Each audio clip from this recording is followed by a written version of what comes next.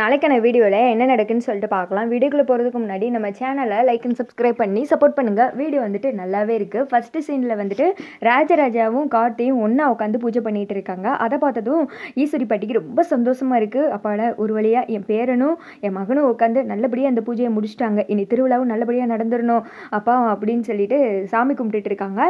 இங்கிட்டு வந்துட்டு அக்னி குண்டத்தில் 2 பேர் சேர்ந்து ஒன்றா வந்துட்டு பூ போடுங்க அப்படின்னு சொல்லிட்டு ஐயர் சொல்ல இவங்க எல்லாருமே ஒன்றா பண்ணுறாங்க. அதை பார்த்து சாமுடி சரியும் வந்துட்டு சந்தோஷப்படுறாங்க.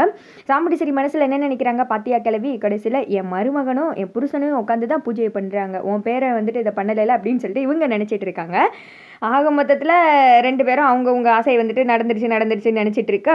அடுத்த சைடு வந்துட்டு பூஜையெல்லாம் நல்லபடியாக முடிஞ்சிருது. எல்லாரும் பார்த்து ஊர் மக்கள்லாம் இப்போ தான் நிம்மதியாக இருக்குது, இனி திருவிழாவும் சந்தோஷமாக வந்துட்டு நம்ம கொண்டாடலாம் அப்படின்னு சொல்லிட்டு பேசிகிட்டு இருக்காங்க. அடுத்து வந்துட்டு சாமுண்டீஸ்வரி சொல்கிறாங்க, அதான் பூஜை நல்லபடியாக முடிஞ்சிருச்சுல, இன்னும் என்ன இங்கே இருக்கீங்க, வாங்க போகலாம் அப்படின்னு சொல்லிட்டு விறுவிறுன்னு அங்கேருந்து கிளம்ப.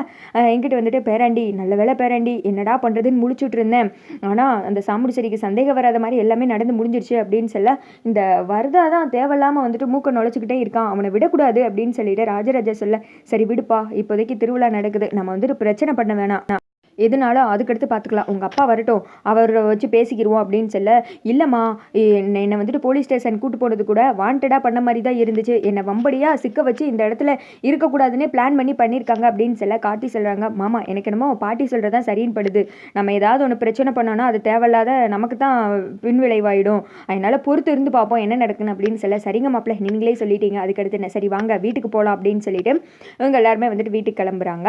அடுத்து வந்துட்டு ரேவதி ரூமில் தனியாக இருக்காங்க. அப்போ வந்துட்டு கார்த்தி வந்துட்டு போகிறாங்க. என்ன பூஜையை நல்லபடியாக முடிச்சாச்சுன்னு சந்தோஷத்தில் இருக்கியா அப்படின்னு சொல்ல, ஆமாம் உனக்கு அந்த சந்தோஷம் இல்லையா அப்படின்னு சொல்லிட்டு கார்த்தி கேட்குறாங்க. எனக்கு எங்கே சந்தோஷம், உங்களெல்லாம் விட்டு போனால் தான் எனக்கு சந்தோஷம் அப்படின்ற மாதிரி நக்கலாக வந்துட்டு பேச, என்ன சொன்ன அப்படின்னு கேட்க, அதெல்லாம் ஒன்றும் இல்லை அப்படின்னு சொல்லி ரேவதி வந்துட்டு சொல்லிடுறாங்க. அப்போ கார்த்தி சொல்கிறாங்க, இதுக்கெல்லாம் நான் உனக்கு தான் தேங்க்ஸ் சொல்லணும் அப்படின்னு சொல்ல, எனக்கு எதுக்கு தேங்க்ஸ் அப்படின்னு சொல்லிட்டு ரேவதி கேட்குறாங்க.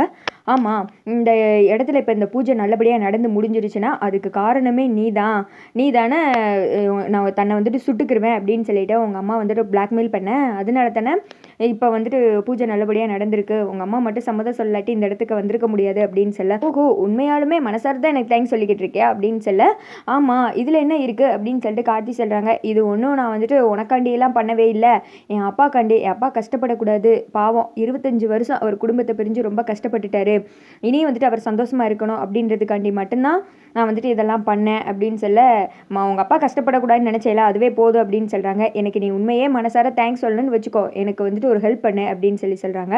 சரி என்ன ஃபேவர் பண்ணணும் சொல்லு அப்படின்னு சொல்லிட்டு கார்த்தி கேட்குறாங்க. சொன்னால் உண்மையாக பண்ணிடுவியா அப்படின்னு சொல்ல, நீ வந்துட்டு சொல்லு, என்னால் பண்ண முடிஞ்சால் அதை கண்டிப்பாக பண்ணுவேன் அப்படின்னு சொல்லிட்டு கார்த்தி சொல்கிறாங்க. ரேவதி வந்துட்டு பார்த்துட்டே இருக்காங்க. என்ன அமைதியாக இருக்க கேளு அப்படின்னு சொல்லிட்டு கார்த்தி சொல்ல, மகேஷ் எங்கே ஒழிச்சு வச்சிருக்க, அவனை வந்துட்டு வெளியில் விட்டுரு, இனிமேல் வந்துட்டு கஷ்டப்படுத்தாத, நீ தான் வந்துட்டு என் அம்மா மனசை மாற்றி என் கழுத்தில் தாலியை கட்டிட்ட, நீ சொல்கிறதான் சரின்னு சொல்லிட்டு எங்கள் அம்மா கேட்குறாங்க, உனக்காண்டி தான் எல்லாத்தையும் பார்த்து பண்ணுறாங்க, அப்புறம் என்ன அவனை நிம்மதியாவது வெளியில் விட்டுரு, எங்கேயாவது போட்டோம் அப்படின்னு சொல்ல கார்த்திக் வந்துட்டு மூஞ்சி வந்துட்டு ஒரு மாதிரி ஆயிடுது. நீயும் வந்துட்டு இப்படியே சொல்கிறேன், நான் கண்டிப்பாக மகேஷ் எதுவுமே பண்ணவே இல்லை, மகேஷ் எங்கே இருக்கான்னு எனக்கு தெரியாது, நீ வந்துட்டு மறுபடியும் என் மேலே இப்படியே பழி சொல்லாத அப்படின்னு சொல்லிட்டு கார்த்தி சொல்கிறாங்க. நான் தான் சொன்னேன்ல உன்னால் பண்ண முடியாதுன்னு, இந்த ஃபேவரை கண்டிப்பாக நீ எனக்கு பண்ண மாட்டே தெரியும், நீ வந்துட்டு ஒரு ஏமாத்துக்காரன் அப்படின்னு சொல்லிட்டு ரேவதி சொல்கிறாங்க. உண்மையாலுமே சொல்கிறேன், சத்தியமாக மகேஷ் எங்கே இருக்கான்னு எனக்கு தெரியாது, நீ வந்துட்டு என்னை தப்பாக நினச்சிக்கிட்டு இருக்க அப்படின்னு சொல்ல, நான் உன்னை பற்றி சரியாக தான் நினச்சிக்கிட்டு இருக்கேன், நீ தான் வந்துட்டு எங்கள் அம்மா கிட்ட குடும்பத்தில் எல்லாட்டையும் நல்ல மாதிரி நடித்து ஏமாற்றிட்டு இருக்க, நானும் உன் நடிப்பை நம்பி ஏமாந்தவன் தான் அப்படின்னு சொல்லி ரேவதி வந்துட்டு சொல்கிறாங்க. நான் சொன்னால் கேட்க மாட்டேன், உனக்கு ஒரு தேங்க்ஸ் சொல்ல வந்தேன், அவ்வளோதான், ஆளை விடுப்பா அப்படின்னு சொல்லிட்டு கார்த்தி விறுவிறுன்னு அங்கேருந்து கிளம்பிடு. அச்சா அப்படின்னு சொல்லிட்டு ரேவதி போகிற கார்த்தியை பார்த்து அப்படியே முறைச்ச மணிக்கு நின்றுக்கிட்டு இருக்காங்க. அதோட பார்த்தீங்கன்னா வீடியோ வந்துட்டு முடிஞ்சிருது.